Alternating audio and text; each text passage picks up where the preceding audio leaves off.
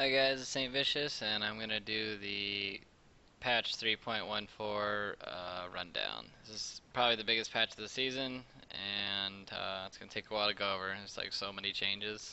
Um, they did some general client updates, and this is kind of, I guess, for mainly like streamers and things like that, because you just get bombarded by friend requests, and you can just like mass dismiss all your friend requests now, which is pretty handy. And yeah, so just some interface changes on the PvP net. Those are kind of like whatever. And then you have the in-game UI changes to the health bars. Now they're like different colors. I think your health bar is I want to say green, and then your partner's health bar is like a light blue color, and then like the enemy's health bar is red. And then like the health bars also change color more as you go up and down. And I think they just I didn't really feel like it was that hard to see who was low health, but I mean, I guess they just wanted to make it easier on people, maybe like for colorblind people too. I never really thought it was a problem seeing people's low health. All right, and then we have Corky. They changed Bomb a lot. They increased the range to 825 from 600, and then they gave it a travel time, and then they also lowered the mana cost by a ton. And my favorite thing about this change is they made it to where you get vision while the boss bomb is traveling in there, so you can use it as like a really good vision check, and you can use it to scout out brushes and things like that. So I actually like that change to boss bomb, and it's gonna give Corky a much better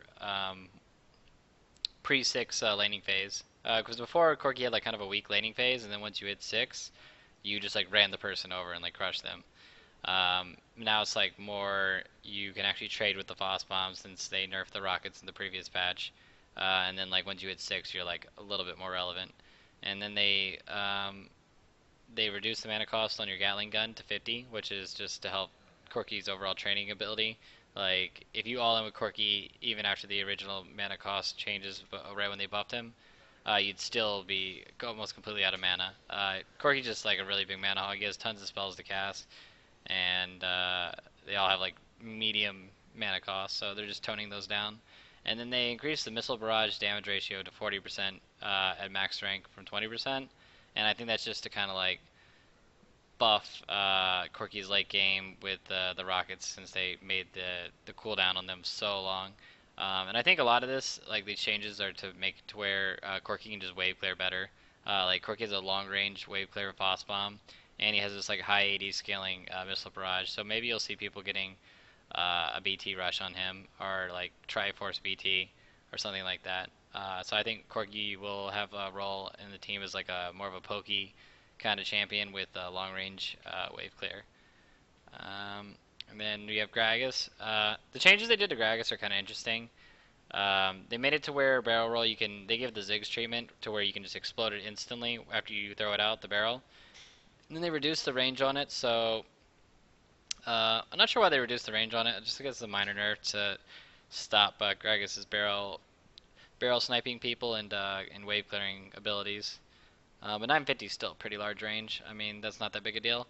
And then the body slam change is the one that's like interesting for me because now it makes it to where like you're like really all in with Gragas. Like you have the potential to all in and just like destroy people even if they're around creeps. So it makes his laning a lot scarier. But at the same time, because it makes his ability to escape a lot weaker.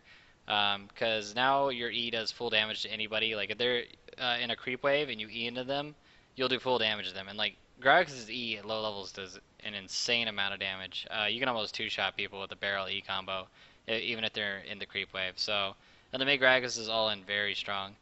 And then they increased the cooldown to 12 seconds from 7, and then just made it to where if you hit somebody, the cooldown will go in half. So you'll have almost the same cooldown as you did before if you hit somebody with the Gragas' E, but if you're running away, then you have like almost twice the length of the before its cooldown. I don't know. I like before Gragas is if you make like the dumbest escapes, you can never catch them, and I think that'll help out a lot with that. Morgana now displays the least radius to Morgana and her victims for the duration of the effect. I I hate Morgana. Like I'm just gonna leave that at that. I hate that champion. Nasus received a visual update. I think the new skin looks so sick. Uh, playing around with it, and it's definitely one of the best skins I've seen in a long time. The infernal Nasus or whatever with the two heads on the shoulders, like his ultimate's sick, all his stuff's sick, and they nerfed Nasus's lifesteal base lower levels, and then they kept it the same at high levels. Honestly, like I don't understand this change because I felt like Nasus jungling and Nasus top lane, like the sustain was, it's just whatever.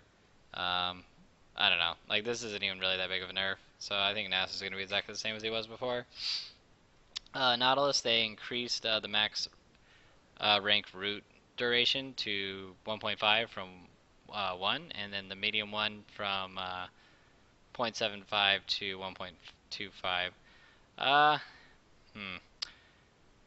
So like it's funny because the context says we're buffing Nautilus late game utility to further define his role in team fights. Nautilus has like late game always had plenty of CC and plenty of utility, and uh, I don't know. I felt like what they needed to buff was his early and mid game and his scrapping potential. So I don't think these are the particular changes that Nautilus needed, but the buffs are pretty nice. Like Nautilus late game is an amazing CC bot, and just almost doubling, or actually no, they increased it by 50% on his root duration, and that's a pretty huge increase.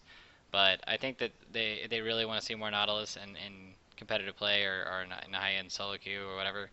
They needed to buff the like make the shield stronger or make it you where you get half of the shield damage effect once the shield goes off or something like that. Because right now, if Nautilus gets a gank turned and his shield goes off, you do almost no damage and you just get killed instantly. And then they changed Nidalee around. They nerfed her, thank God, but I still think that she'll be very strong. So now Nidalee, when she throws out her javelin, it won't get the bonus damage, like that huge bonus damage, until it actually exceeds her attack range. And I think her attack range is like 550 or something like that. I can't remember. So that should stop people from getting point blank speared in the face for a quarter of their life. And it'll also make it to where you have to get more skilly long range javelin toss. And then they reduce the duration of the armor magic resist debuff on Bushwhack to 8 seconds from 12. I still think AP Nidalee will be incredibly powerful, and it'll still be really annoying. So, oh, and then they also nerfed Javelin Toss to where before what you do is you throw the Javelin out, and then you'd pounce away, and it increased the damage on it even more if it hit. So, I think AP Nidalee will still be very strong. I still think people will be perma banning her. She's just too obnoxious to deal with in solo queue. And she's actually incredibly good in competitive play, not just because of her javelin toss, but because of her heal. Then who we have? We have Nunu. They reduced the cooldown in the early ranks of Consume to 13 from 17, which I think is an amazing change. Like it'll allow you to clear small camps a lot faster. Because I think that was the big problem is like you would use your Consume on the big minion, and then you just be like brawling it out trying to get the small minions down. But then they also reduced the early damage on it, but they kept the damage of the later ranks the same, and they reduced the heal as well. I think this will make Nuno a much faster jungler when it comes to clearing out small camps, and I think I'd probably take like 2 points in it. I'd probably get like a second point and consume at like level 4, just the same as I do now. I just think it'll speed up Nunu's overall clear speed, and I think I've seen Nunu. He's been really popular in Korea lately too, and I played him a little bit again. I think he'll be all right in the new jungle scenario, and because of the way warding works and with the little trinkets and all that, you could probably run around and clear people's wards out with the ward clear trinket. But I'll talk about that more later. We got Sivir. Now scales total attack damage rather than bonus attack damage on her boomerang blade. Uh, hmm. This is like a minor nerf to Sivir's boomerang blade, just because before, if like let's say an Annie hit a stun and then Sivir hit her boomerang blade before, like you would instantly just get chunked to like 20% health. Like you lost the lane. Like the base value on the boomerang blade was way too high. But they made it to where you kind of get off boomerang blades more in inside of creeps. This is like no way about it. There's like a nerf to Sivir's early game, and I think she needed it. I think she had an amazingly strong late game in team fight. The buff she gives to her team is just like too good. So I think that they did need to nerf her boomerang blade a little bit. And then they have Vayne. They nerfed Condemn. Before, like what happened is you get True Silver Bolt procs off by using Condemn because you could always queue up another auto attack, and you could just abuse people in lane in matchups that you shouldn't be able to abuse before. And then also now Condemn doesn't do the little mini stun that like Alistar used to have the same thing where you used to headbutt somebody and it do the little mini stun on it even if they didn't even hit anything. Um, and now they're just removing that from Vayne. Like at the end of it, that you won't be mini stunned anymore. So this is just gonna make Vayne's laning even harder. Um, and I think against top level players, like it'll be, I think Vayne will become a lot less popular just because the laning will be so brutal. And then like these are all the changes that I don't get. So like Riot's goal is that supports will have more money, and then in turn, what they did is they nerfed all the AP ratios on the champions and that are supports that have really good AP ratios, and then they transfer that over to utility effects. Like for Janna, take for instance, the W now gives like more increased movement speed for her based on your AP, and then Eye of the Storm is going to give like more AD based on your AP, and then they also like removed the global effect on the tailwind. And I think that the global effect it's only 800 range. Like that's so short. I think they should have made that at least 1,000. But the buff itself is really nice. Like 5% movement speed to have that in a team fight. Like that's giving everybody a free zeal worth of movement speed, which is going to be really nice. But I would rather have the like 1,000 range on that, just because not everybody will be getting that in a team fight. Um, I think Janna got nerfed the most out of all the supports, to be honest. Like I have to play around with her more, but I don't know. I just don't like what they did to her. Like her Q does less overall damage now, and then her W is like less overall damage, but it slows for more if you have AP. And their Eye of the Storm now gives more AD. It's like it's not that much. If you have 100 AP on Janna, it'll give 10 AD, which is like a long sword on your E. But then they nerfed the ability power ratio on the shield, so I think that's a nerf. Like every single thing I see in here in this whole like list of Janna changes is a nerf. And Janna already had like kind of a rough time as a support, so I really don't like what they did with Janna, and I think that they're gonna have to work over her kit again after they release this. And then they have Leona, who basically they nerfed her base armor and magic resist values on her W, but they buffed her scaling on it because now it scales to 20% of her armor and magic resist that Leona has innately. Or wait, is it bonus? Yeah, armor. No, it's bonus. Yeah. So like if you pick up like a chain vest, it'll be 20% of that. So it's a nerf to her early game and it's a buff to her late game. I think Leona's going to be in an okay spot. Especially with more gold, and like she synergizes really well with some of the new items. I'll talk about that later. Lulu, they added an ability power ratio on her auto attack for the picks, and then they reduced the base damage on it. So, I don't know. Once again a nerf to her early game and a buff to her late game as far as the auto attacks go. And then the Glitter Lance, they like buffed it to where you get a little more slow out of it um, for a longer duration, I guess. Not really longer duration, but it'll just like decay down to like a better kind of slow per your AP, which is kind of really weird to me. And then the movement speed bonus now scales on Whimsy 1% per 10 ability power. Like that's kind of a weird thing too. And then they like just completely remove the ability power ratio, ability power boost on it, which I don't really care for because I don't know. I thought it was like really nice. You give like a rise or something, or God knows what other AP carries like a little the AP boost, and then they just like go off on people. And now the base movement speed has been reduced to 30% from 35. So this is a nerf to the early game on the W, but then a buff to the late game to an extent. Like I mean, they removed the ability power boost, but then they increase like the movement speed overall. Like you'll be able to get more movement speed out of it, assuming you have AP. And then the picks, they nerfed the ability power ratio again on the E.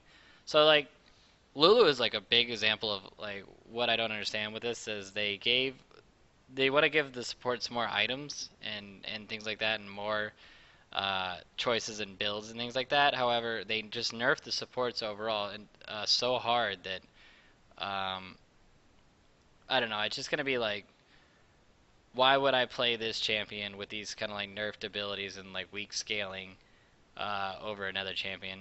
And A prime example of this is like what really surprised me. Like I'm gonna go over say this before like I go into the other champions is they didn't nerf Annie. Like I'm looking through this whole change thing, and Annie right now is already one of the strongest supports in the game, and they didn't nerf her at all. And they're just gonna give her more money and give her more ability power to use, and she's just gonna completely outshine all the other supports. Um, Same thing with Thresh. Like Thresh will just completely outshine the other supports, and God knows what else they'll put down bottom lane. Like Zyra will probably be really good again since she's gonna have more money for AP. So they nerfed the more traditional supports, but they didn't do anything about the other champions that are showing up in bottom lane and becoming supports like Annie and Zyra and things like that. So I really don't like the route they're going with this. It's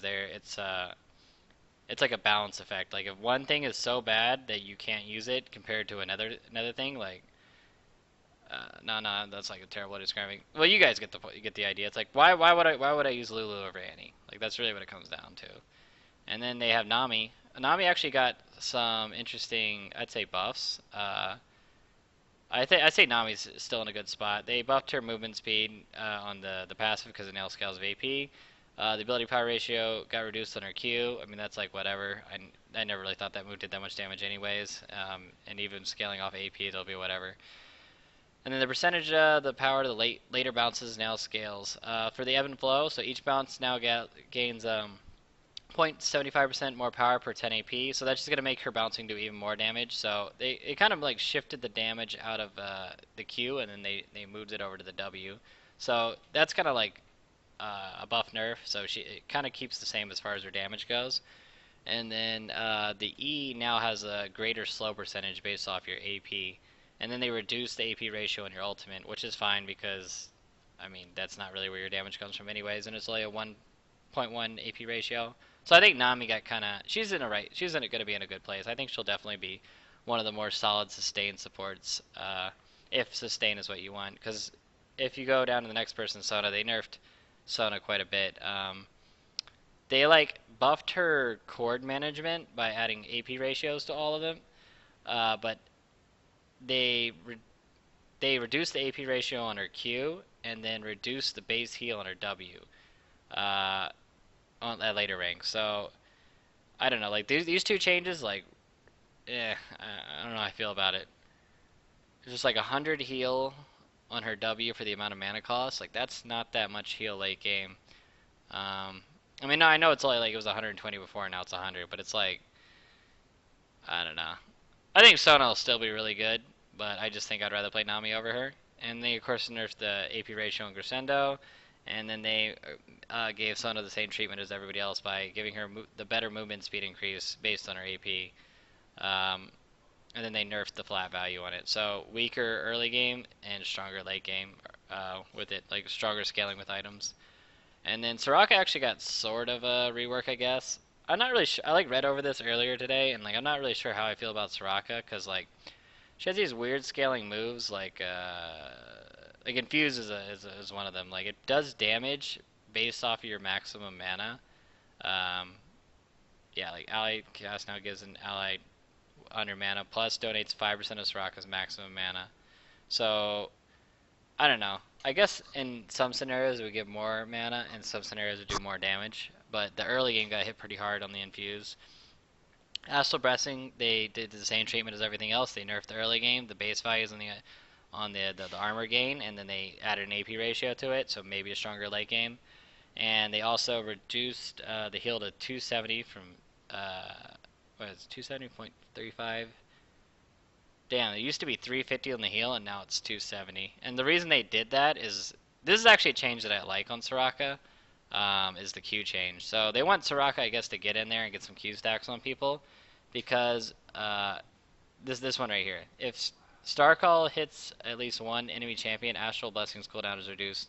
Um, it scales it to 10%. So uh, late game, like you're gonna be able to heal somebody like over and over and over again if you can keep hitting Qs. So I think they just want Soraka to be up in the fight and like building tank items and mana items like Frozen Heart and things like that, and maybe like a little bit of AP. Like you're just gonna have like a tankier Soraka that's gonna be up in the mix. And to help that, they increased her base health, her health per level, and her armor at base value. And then Soraka's health and mana restoring abilities are now 1% more effective for each 2% health or mana the target is missing. So it makes her heals even more effective, and that's just to go along with like that's kind of adjust to the nerf to the base value they did on the W, and then like it's gonna be about the same value overall, depending on how much health they're missing, um, because of the passive. So I think Soraka, like I wanna fool around with her a little bit, but I think she'll be all right. Oh, and they also nerfed the ultimate's base the base heal on it, but did they change the AP? Yeah, and they changed the AP ratio on it too. So I guess this is just kind of adjust with the fact that she's gonna have more gold overall. They don't want her to be like too strong. Um, I need to play around with Soraka, and I need to see her in like a team setting. But I think Soraka could definitely have a place in some team comps now. She's not going to be as bad as she was before. Because right now she's awful in live, and I think with this patch she'll be kind of relevant. Um, who else we got? We got Tarek. I actually really like the changes they're giving Tarek. I think it was definitely the right direction they moved with him, and it's definitely the right direction that they're going with the items. And it all starts with after casting a spell, Tarek gains a buff that deals 30% of his total armor as bonus magic damage in his next auto attack. So it's kind of make him to go along with his bursty ability with like his shatter and his E and like his ultimate. Like Tarek's kind of a bursty champion, and that's just to kind of go along with that. And then now the passive. This is my favorite change on Tarek, and this is what I think makes him viable again. So the passive empowered attack reduce the cooldown of all abilities by 2 seconds. So um, that's gonna make your shatter come up sooner, your stun come up sooner, your heal come up sooner, your ultimate come up sooner. Like you're gonna if you have high CDR on Tarek and you hit them with like this shattered empowered attack, like look at this. The base on the stun is 10 seconds at max rank. So if you have max CDR, like that's a 6 second base, and then you auto somebody with the empowered attack, that means that you have like 4 seconds on the cooldown of stun. You have a 4 second cooldown stun. And I think the stun lasts like what, 1.6 or something like that? So I think Tarek, if built properly and he can really get into the mix and get into the fight, he'll be able to like perma stun somebody. Just like you pick the target and he's like, I'm gonna stun the shit out of you the entire fight. Like you're not doing anything. And I actually like, really like that you could play Tarek like that. And then they let's see, imbue. They just moved the cooldown reduction on it to the passive, like I just talked about. And then the base cooldown has been lowered to 16 from 14. Wait, is that right? To 16 from base cooldown lowered 20, 19, 18, 17, 16, 18, 17, 16, 15, 14. Oh, that's from and to. Yeah, okay. Damn, I read that completely wrong. So now it's just 3 seconds shorter cooldown. Uh, at no, it's 2 seconds shorter cooldown at max rank. Nobody maxes heal anyways, though.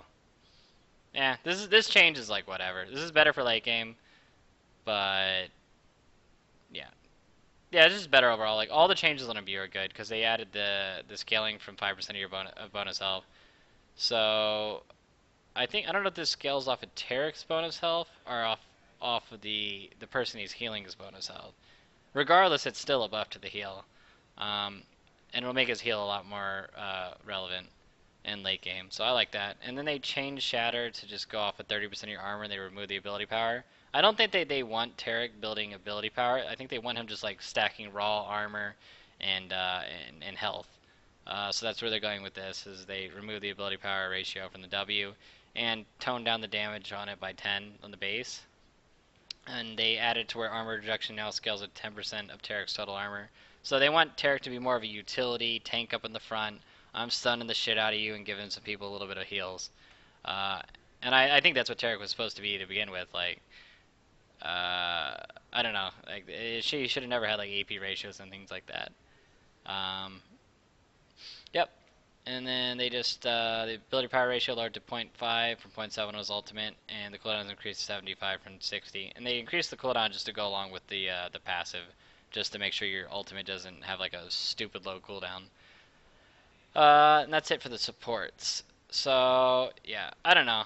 I have like mixed feelings about the support changes, and I think some of them, especially Janna, are gonna have to have some attention given to them. But I think overall the support changes are pretty nice. I just wish they would have hit champions like Annie and things like that. Like Annie is like the biggest red flag on this. Annie and Fiddle, like Annie and Fiddle are two champions that scale amazingly well with AP, and they're gonna have more money, and they're just gonna be like running over the people that got these AP changes like to their abilities. So I think champions to look out for are Fiddlesticks and Annie, as it goes down like in the support lineup right here. And Tarek, I really like Tarek too. They just did like some bug fixes to Kennen. They increased the radius on Shen's taunt because they nerfed the hell out of it before. Um, there's just some visual effects and a bug fix on Nocturne, bug fix on Vi. And they just removed some things in the game like Oracle. I mean, who used that? Nobody uses Oracle. And then they removed Lace's Miracle. Like, I don't think I've ever seen anybody buy that item in the entire time I've played this game ever, outside of maybe Hotshot. And then the items have been remade. Basically, all the GP10 items have been remade, and I really, really like where they went with this. Uh, some of the items seem a little bit better than the others. Like, take for instance, I'm just gonna go over the max items, not like the small ones. Like 50 AP, 10 mana regen, 4 GP10. Tribute spells and basic attacks against champions grant 8 gold up to once every 10 seconds per an enemy.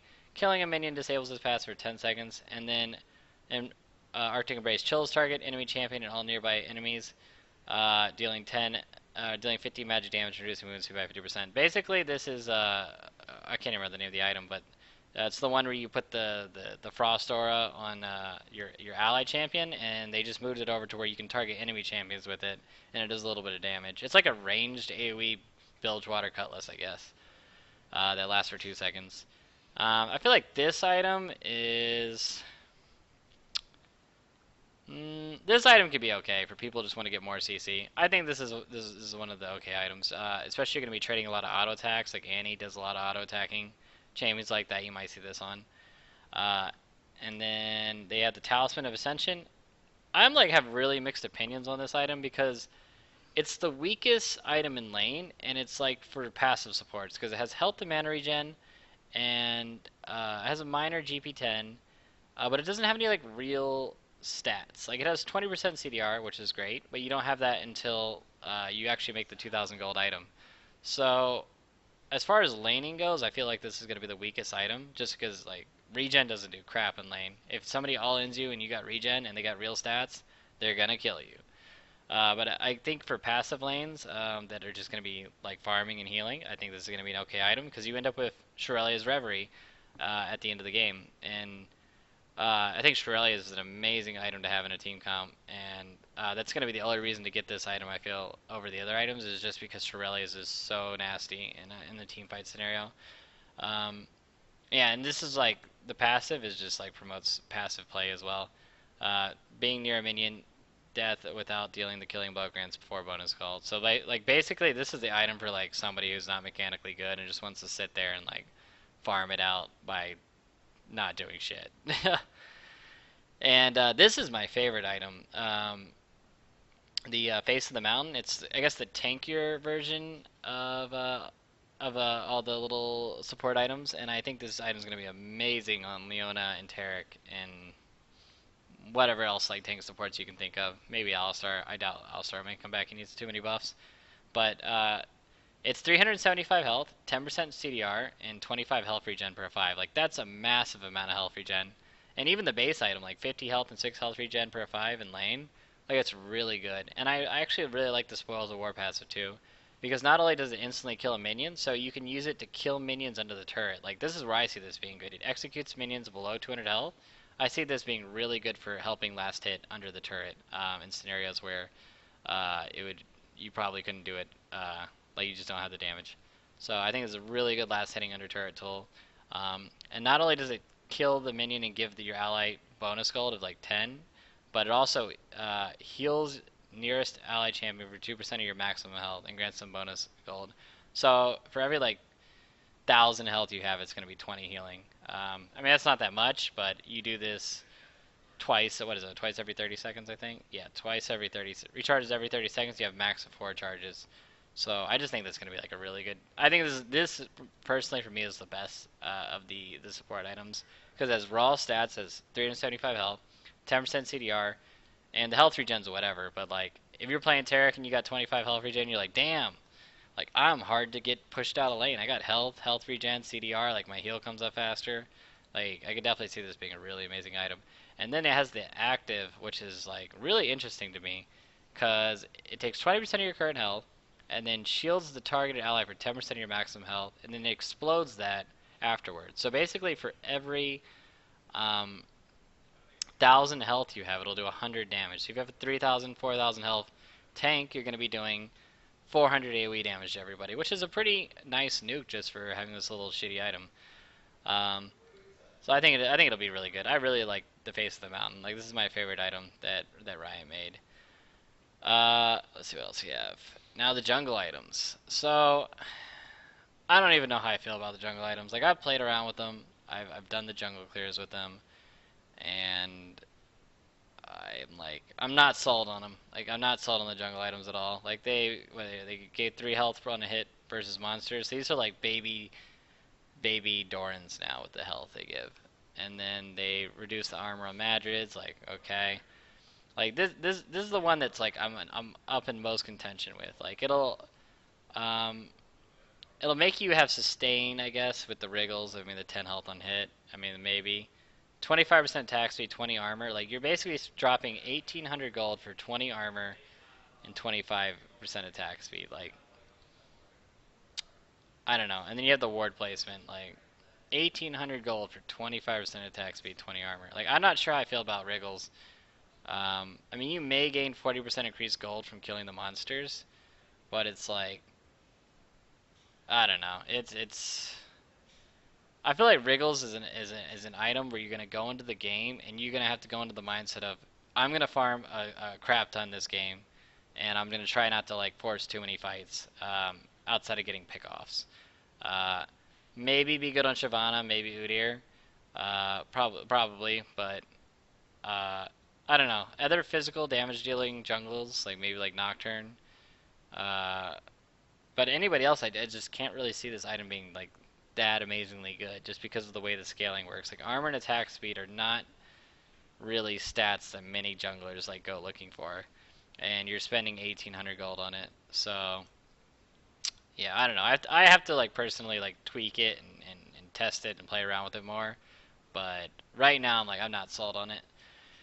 Then they have Spirit of the Elder Lizard. They reduced the attack damage to 30 from 35, and then they basically reverted the nerfs they did to the burn damage, so now it's 16 to 50. And then you get like bonus gold for kills and assist and killing epic monsters like Dragon and like you get a and Baron. And then like you also get large monsters grant 10 bonus golds. That's like Golem and Red Buff, I believe. I think that's the ones they're going for on that. I don't know if that includes Big Wraith or Big Golem or anything like that. I'd have to mess around with that more. Elder Lizard, I don't know. It's like, I'm not sold on Elder Lizard either. I don't like the item. I just don't like the item overall. And I never liked Elder Lizard as an item, so just probably not gonna ever get that. Spirit of the Ancient Golem. So this is one of the items that got incredibly nerfed. It got taken from 500 health to 350, and they kept the same gold on it. So like, and then you get like this can gain up to 40 gold per kill and these conservation stacks, and it's like, well, I mean, I may be getting bonus gold from the item and things like that, but you just took away 150 health. That's like, that's almost a ruby, that's almost a ruby crystal worth of health. Like that's like 400 gold worth of health that you just took off the item. So how long is it gonna take for the item to make back that 400 gold that you took off the item? Like that's some stuff you have to think about. So like, I don't know. I have to play around with that item a little bit more. I mean, it still gives tenacity, so definitely nice to Ninja Tabby, but I think the item is weaker overall. And then they just changed Spirit Stone. I didn't really play AP junglers, and I haven't had a chance to mess around with this one yet, but I'll have to come back to this. It's 50 AP, 10% CDR. Pretty nice, and then it gives a little bit of a weird type of spell vamp.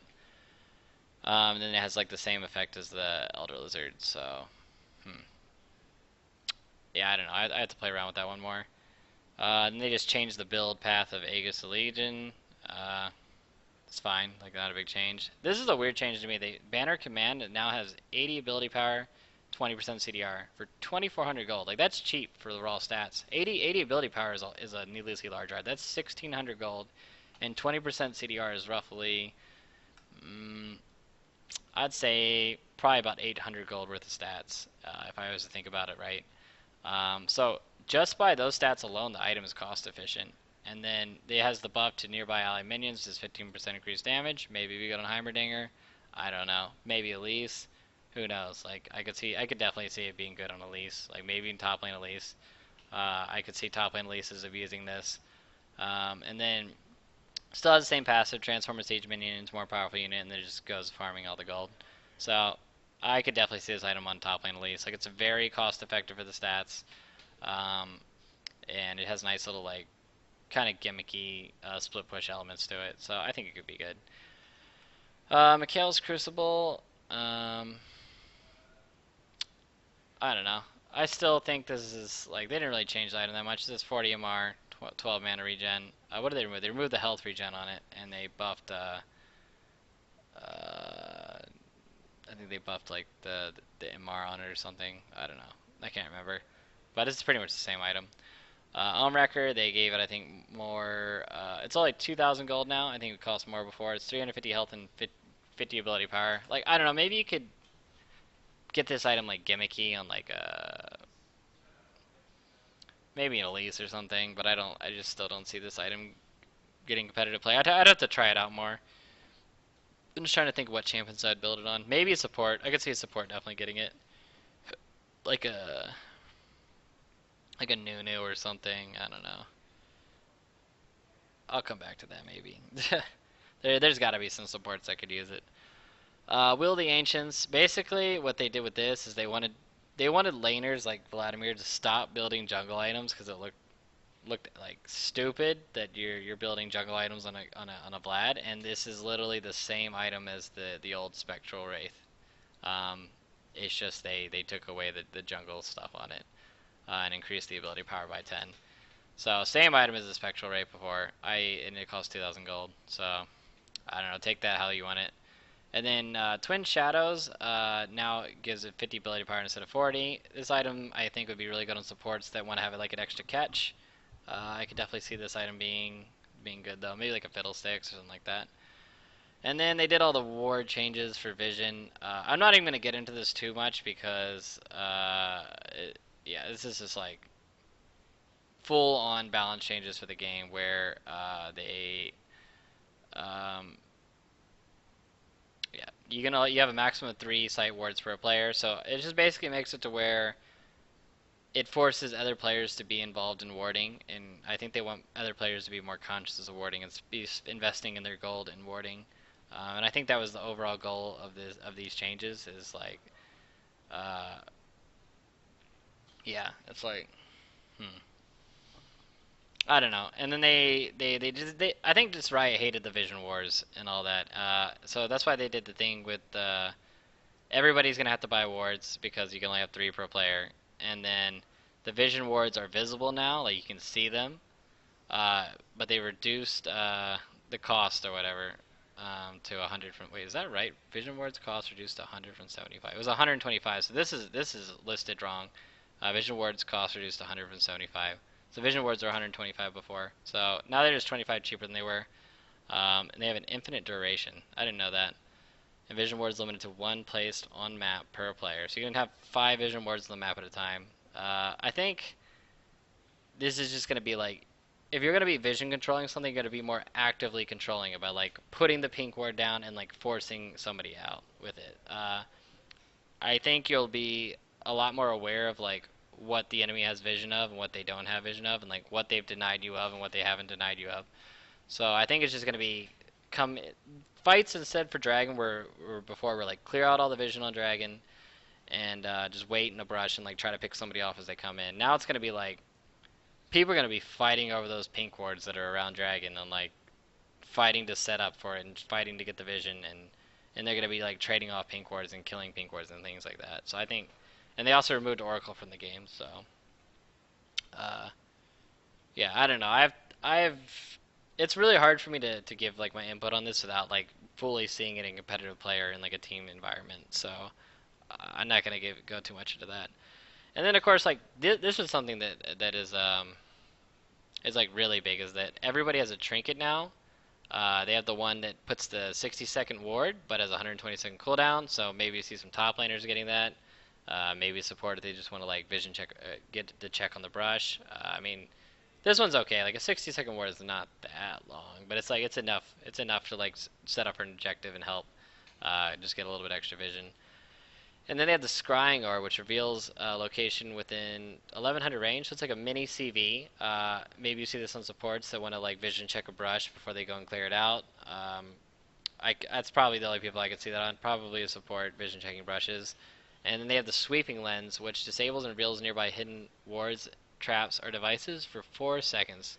The range is really short. I personally think this is going to be used on junglers and maybe in the bottom lane. Maybe some top lanes will cheese you out with it.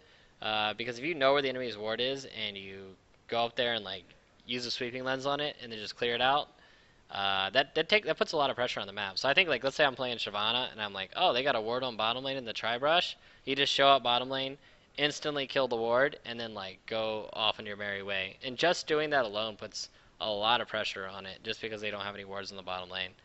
Um, so I think most junglers will want to get the sweeping lens, outside of maybe Lee Sin, who would definitely want to get the warding totem. I think people don't realize that warding totem is such a huge buff to Lee Sin. It is like it's disgusting.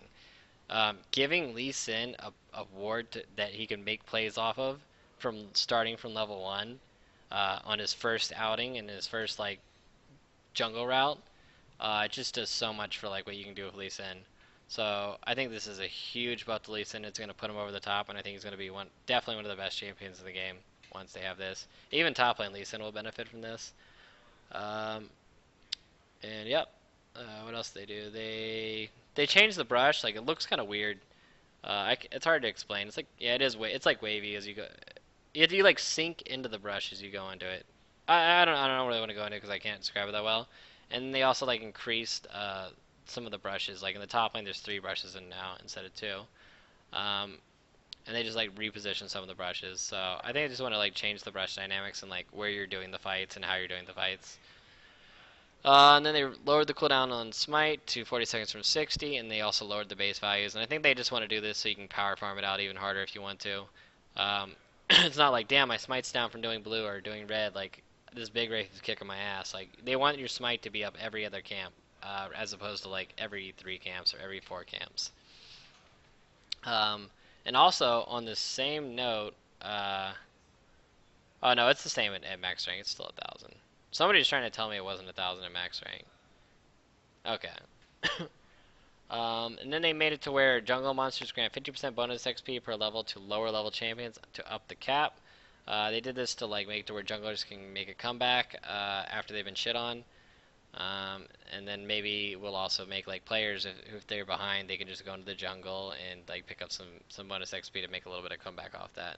And then this is a pretty huge change that they reduced the blue buff CDR to 10% from 20%. That's a 400 gold nerf to the buff itself. So uh, definitely think that's gonna affect some mid laners like that are not gonna be used to that. So it's pretty interesting change, and I agree with that because blue buff is just too powerful overall. And then they of course tweaked all the health values on the monsters. And they have dragon. They dragon elemental max. Basically, this is to make it to where I think they want more grouped objective team play to where I'm trying to think how to describe it. They want people to be like actually at the objective and actually doing the dragon. They want like if you're gonna go to dragon, you're gonna go to dragon with 5 people.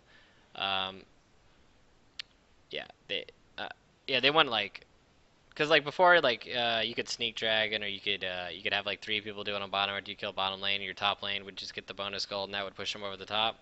Now you're just gonna get less gold if you're not, or and XP if you're not um, around the dragon itself. And they did the same thing to towers. They just want it to where they want people actually being involved in objectives rather than split pushing it out and getting the same bonuses. Um, yeah, and damn, like global gold, yeah, like 260 global gold on dragon at max. That's pretty high actually. So I just think Dragon will become honestly even more contested than it is now, and pushing on towers will probably become pushing as a group will become more contested. And then they just did some what did they do? Match menu base damage contested match menu health grow. Uh, hmm. The player experience for last hitting under turrets was inconsistent between high attack damage champions and supports or mages. We adjust turret base damages and damage against minions to take last hitting under turrets more consistent across all roles. Base damage adjusted to match minions' health growth. Base damage against minions increased to make last hitting under turret more consistent. So they okay, I guess they tweaked the base damage on the turrets to I guess make it easier to last hit. I haven't seen that in action yet, so I have because all I did when I was on PvE was I did jungle, so I have to like tweak. I have to look at that more and like experience that more before I make any comments on that. And then outer turrets no longer give global 30 global XP when destroyed, and then inhibitor turrets now give 100 global XP when destroyed from 70. Hmm. Defending against the split push is extremely taxing and ultimately unrewarding. We've made a charge to help teams defending against extended periods of pushing.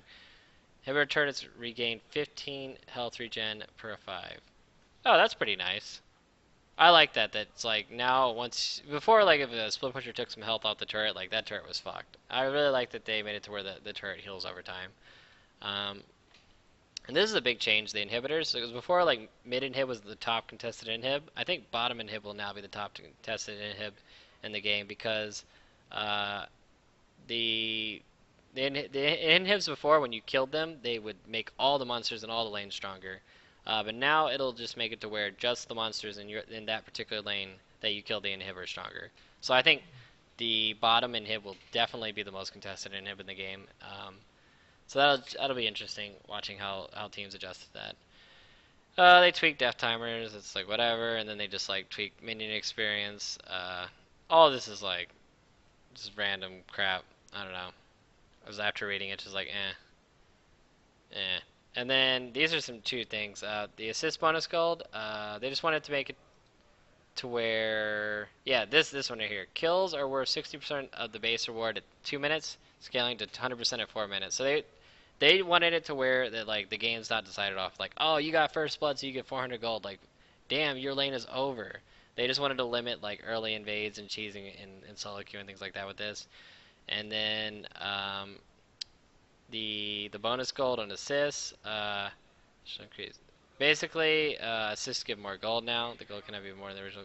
Yeah, assists give more gold now overall. So they wanted it to. They wanted supports, I guess, and junglers and things like that, and people who are not like who are funneling the kills to the carries just have a little bit extra chunk of that gold. And then this is a big thing. This is like stop things like split push singe and things like that that die over and over again, and people yeah, just like want to split it out and just die over and over. So every 1,000 gold earned from minions and monsters reduces your death spree by 1. So it's I think once you have yeah I think the yeah that's it's like basically you're not gonna be able to just split push it out anymore. I think this is gonna be the nail in the coffin for that. You give pretty much the same amount of gold the whole time if you're just consistently farming. And then they changed all the masteries, but I'll go over all the masteries in like another video and another time once I've fully messed around with it, and I'm gonna give like my full opinion on that.